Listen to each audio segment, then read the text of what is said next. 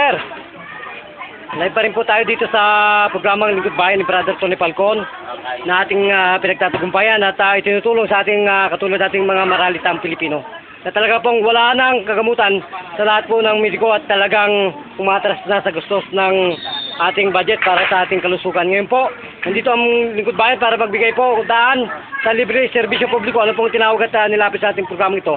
At kayo po ay nagkaroon ng lakas ng loob at tiwala. Ano po yun? Ano po, nagkakaroon po kayo ng high blood? Ano po? High blood, saka panalabo ng mata, saka pagkamanhit. Pamanhit. Nasaan po ang mga yan ngayon? Wala na. Wala na. Kung ganun po, nasaan po yung inyong mga matang nalalabo na yan? Wala na. Wala na. Ang yung pong mga mata, ang mga kamay, Wala na, maganda na. yung pong inyong mga paa na yan. Maganda na rin po. Ang inyong pong hininga sa dibdib, Ayos na. ayos na. Ilan pong minuto kayo pinagaling ng Panginoon? Mga 3 minutes na. Okay, kung ganun po, magbigay po kayo sa bansang Pilipinas sa buong mundo. At ipaalam sa kanila ang tunay nating ginagamit na pangalan. Sige po. Kasama, magpagamot na kayo at magtiwala kay kasamang Tony Falcon. Tony Falcon. So ano po ang tunay na pangalan, sister? Felicidad. Felicidad, ano po? Adan. Adan. Okay.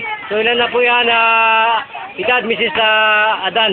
54. 54 na tapong gulang kayo pinapagabag ng kanyang hypertension. 3 years na. So tingin po po ninyo, kayo po ay babalikan pa ng kanyang karamdaman, gano'n? Sana. Huwag na. Wala na po at kayo po ay naahawakan na ng Panginoon at kayo po ay nabigyan na po ng miraculous na grasya ng ating dakilang lumika.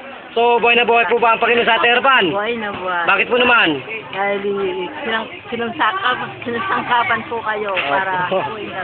Yan po ang ating nagbigay daan ng ating pong programang ito. Walang diliba kundi ang ating bidang-bida at batang-batang host, Brother Tony Falcon ng CBS-DWA 1890 Killers Museum. So nagpapasalamat po ba kayo sa Lingkod Bayan? Maraming salamat po. Buhay po ba ang Panginoon? Buhay na buhay. Kung ganun po, magpapaalam na si Brother June. Ito pa rin po ang ating mga audience at talagang naghihintay ng kanilang kagamutan. Yan po si Sister. Ito pa rin po ang inyong tagapagulat, Brother June. Buhat po dito sa Sitio Santo Niño, Barangay, ano po ito? San Martin de la Flores, Parañaque City, Philippines, bilang kasamang Tony Falcon.